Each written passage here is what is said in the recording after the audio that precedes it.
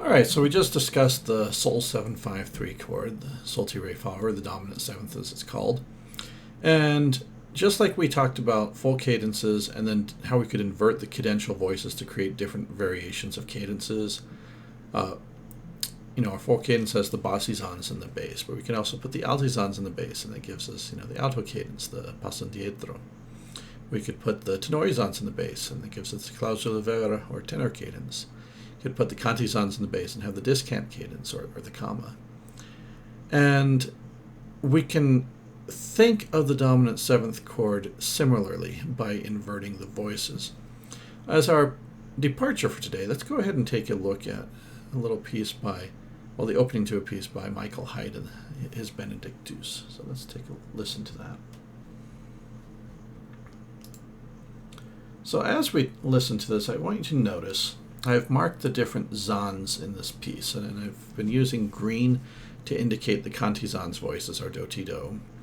The blue to indicate our tenorizans' voices, mi, re, do. Purple for the interesting altizans, the sol, fa, mi, and I'm using orange for the boring altizans, the sol, sol, sol.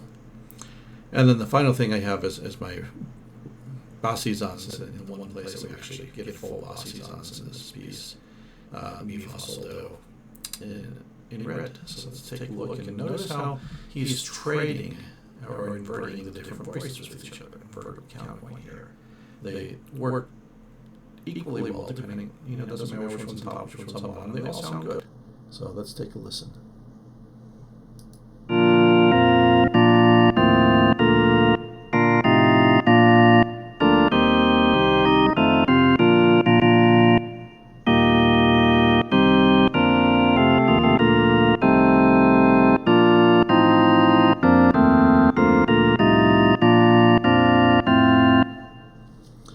Yeah, so let's go to the whiteboard and take a closer examination at these different invertible arrangements of our cadential voices here. And the whiteboard's nice and clean. That makes me happy. I didn't remember if I had cleaned it off last time I used it or not. All right, so our standard resolution of our dominant seventh chord that we talked about last week, of course, is our sol.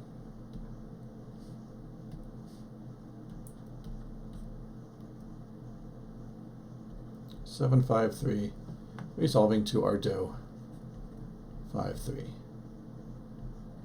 And of course, above that we had our cantizans. So we had a ti, do. We had, altizans.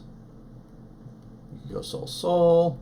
That's the boring altizans. We're going to put that in parentheses because we don't usually put that there if we have something more interesting to do. A four-voice texture, this tends to be, in fact, I'm going to take it out for now. I'm going to put it off to the side and remind ourselves that it exists, but I'm not going to use it because it's boring. So I'll just put that off here. Sol, sol.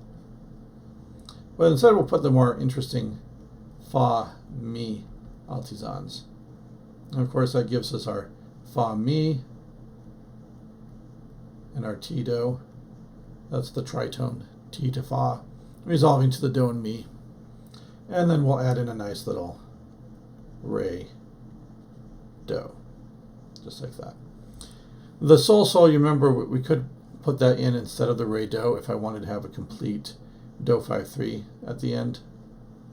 So we can kind of interchange the re, do or the sol, sol, depending whether you want a complete sol 7, 5, 3, which we have now, or whether you want to end on that completed do, 5, 3 chord at the end and have the sol in there instead of a triple do resolution. But what we're talking about today is that we can put these different voices, bring the different zans down into the bass. And so we're going to examine all of those. So let's start with, we'll just move our top voice down. We'll just do it in order here. So I'm going to grab my ti, do, and we'll just get rid of it here. I'm going to get rid of this because it's no longer, we're not going to do bassizans.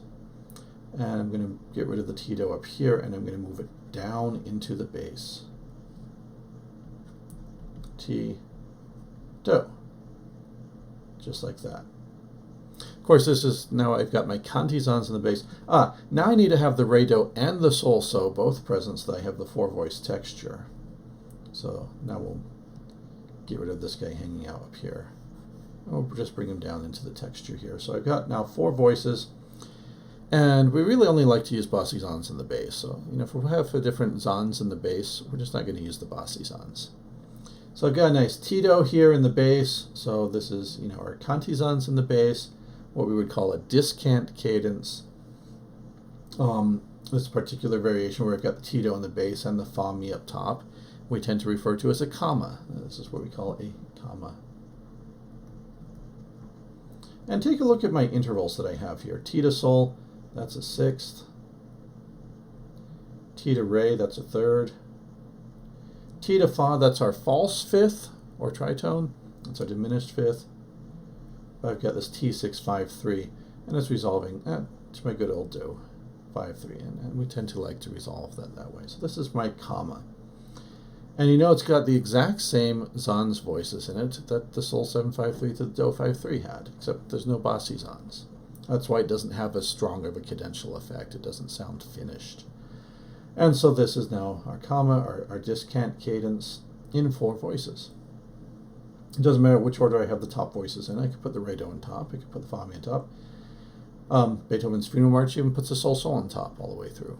And that's an interesting cover tone, having sol hanging out. And this, we're used to the soprano doing interesting things, so it's a different effect when you just have the soprano hanging out and sol the whole time. Notice that our 6-5-3, this is a dissonance. All of these dominant 7th chords categorized as dissonances. We'll talk about consonances and dissonances in just a moment here. And do 5-3, of course, that's a nice consonance. All right, let's go ahead and invert things again. Let's go ahead and put the fa mi. Let's swap the soprano and the bass here. And we'll just bring this fa mi down.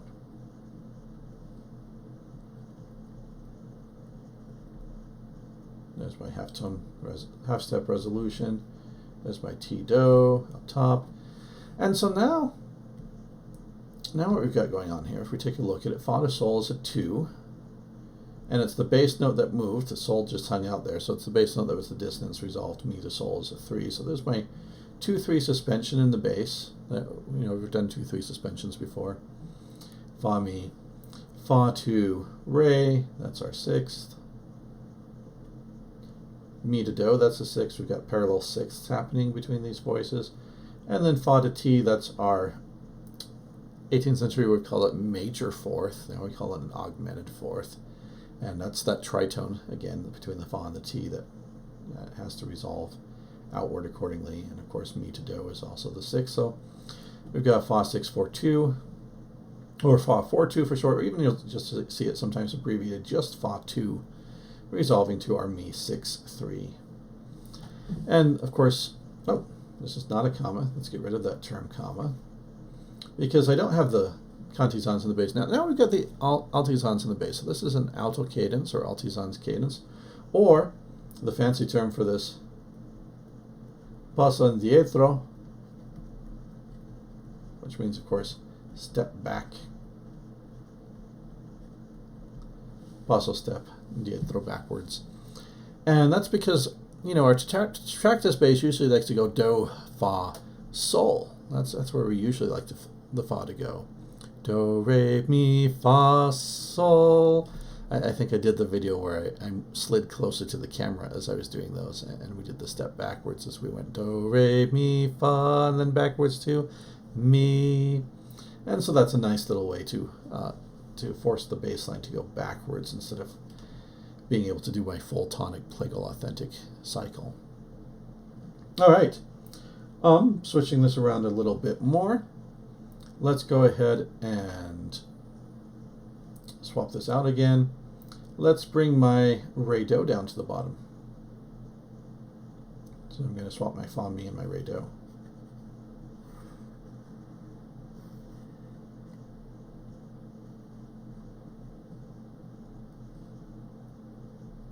Again, it doesn't matter which voices in the upper voices. I could have the sol on top, I could have the fa mi on top, it doesn't matter, all that stuff.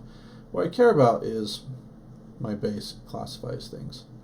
And now I've got the tenor cadence. I've got the tenorizans down the bottom, or the proper term for that, the clausula vera.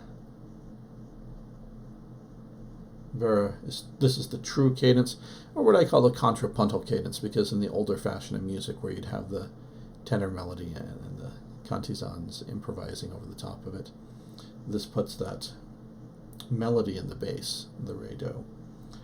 And taking a look here, do mi sol, that's our do 5-3 again. All of these, do 5-3 or mi 6-3.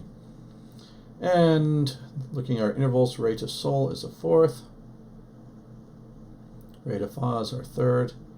Nice parallel thirds, re do fa mi, and re to ti, that's our sixth. That resolves out to the octave, major sixth to the octave. And so this is our re 6-4-3, likes to resolve down to the do 5-3. And so these are our basic cadences. Now, let's talk a little bit about inversions here real quickly. Because you may have noticed, as we've been working through these things, that some of these chords that we've written here have the same notes. And so, let's start off here up top. I'll put her down bottom because I've got more space up top and I want to use that for the more things. Do 5-3. We have our do, our mi, our sol, another do. We had things resolving to, or some of our things, like our passo indietro, resolved to the mi 6-3. And then we had a ti do, and a sol sol, and a re do. And you notice that both the do 5-3 and the mi 6-3 all have the notes do, mi, and sol in them. Similarly, my sol 7-5-3, had my ti, had my re, had my fa. The ti 6-5-3 had a ti, fa mi, re do, sol sol. My fa, the fa, we did our passo indietro next. The fa 6-4-2 had a sol sol. It had a re do. It had a ti do. And my, what's left? Re. The re 6-4-3. And of course it had the fa mi. It had the ti do. It had the boring sol sol. And so if you notice, each of these all have the notes sol, ti, re, and fa in them in all sorts of different orders. And so in about 1725 or so, a guy named Jean-Philippe Rameau decided that because these different chords all had the same notes in them, that these here, he decided to talk about, instead of being inversions of voices, he talked about inversions of a chord. And by doing so, he lost track of the horizontal aspect of the lines, the fact that it's invertible counterpoint. And he started talking about chords as inverting things of their own.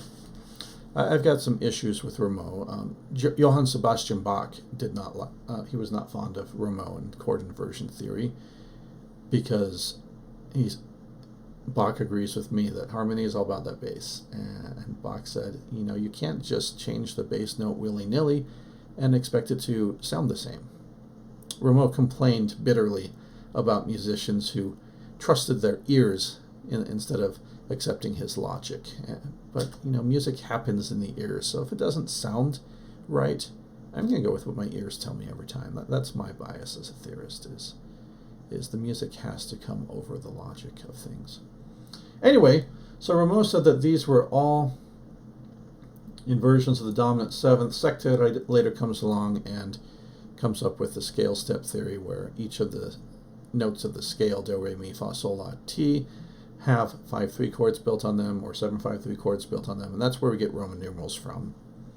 This is, the chords that are built on sol 7-5-3, and they like to talk about then, if you've studied in a Ramellian perspective, then you don't think of these figured bass things as being separate entities. You think of them as being inversions of the sol 7-5-3. And if you have the third in the bass, or the fifth in the bass, or the seventh in the bass, and then you can think of these as being inversions. Similarly, you would think of these as being inversions of the 5-3 chord built on do, or the one chord, to use a Roman numeral on that. You think of that as the root position, and you would think of that as the inversion that has the third in the bass. But let's erase here and talk about why I don't like inversion theory and why I prefer to think about lines instead of chords. And that is, you can't willy-nilly assign things and have them work the same way. I agree with Bach. And so I'm just going to, do a little demonstration here. Do a Sol 753. I'm going to have my T Do resolving up top, and I'll resolve it like I normally would to a Do 5-3. And we'll have like a nice, Fa, Mi, and a Re, Do here maybe. And if you believe in chord inversions and you believe that, Sol 753, why can't it go to like a Mi 6-3 instead? They're both one chords, Do 5-3 and Mi 6-3 are both one chord, so why doesn't this work? And the reason is because I no longer have a bassizans. And a Sol Mi is not going to sound anywhere near as final as a Sol Do. It just doesn't have the same effect. And there are certain things that you would never write. I mean, let's do our inversion. Let's get rid of our bassizans here, and let's put the cantizans down below. So there's my Sol Sol. So I put down here T6-5-3. It resolves to a Do 5-3 because T has to resolve melodically. T Do. There we go. That's the only thing that works. It would not make any sense whatsoever to go from a T6-5-3 to a Mi 6-3. You can't make that change. It just doesn't work. The other thing is, if you reverse something, if I do this Mi, I'm going to do this progression. I'm going to set you up for progression that Romellians sometimes struggle with. So I'm going to do a Mi, Re, Do. And I've got a nice little tenor cadence here, so I'm going to use my Re 6-4-3. Now, of course, that's really easy for us to voice lead because we're going to put in a cantizans, Do, Ti, Do. And we're going to put in the altizans, the interesting altizans, Sol, Fa, Mi, and we're going to put in the Sol, Sol, Sol here. Now, under Romellian theory, there are some useful things, but people lost track of the different Zans voices. Rameau believed that, above the Sol 7-5-3, the important notes were the T that had to resolve to Do, and the Fa that had to come down to Mi. And so Rameau came up with this idea that all chord motion at its base has falling fifths in the bass, Sol to Do, or Do to Fa, or Re to Sol. It kind of drove him nuts, however, that you could go Do, Fa, Sol, Do. He didn't know about the tetractys, so he did this miraculous mutation whereby the Fa and the Re are kind of the same thing. We'll talk about that later when we complain about Rameau, when we're focusing a little bit more on different variants of plagal chords. And this is, he called this major third here, it had to lift. The T had to lift to Do. And the minor seventh, the Sol to the Fa, was the minor fall, and it had to come down. The seventh of the chord had to resolve down to Mi.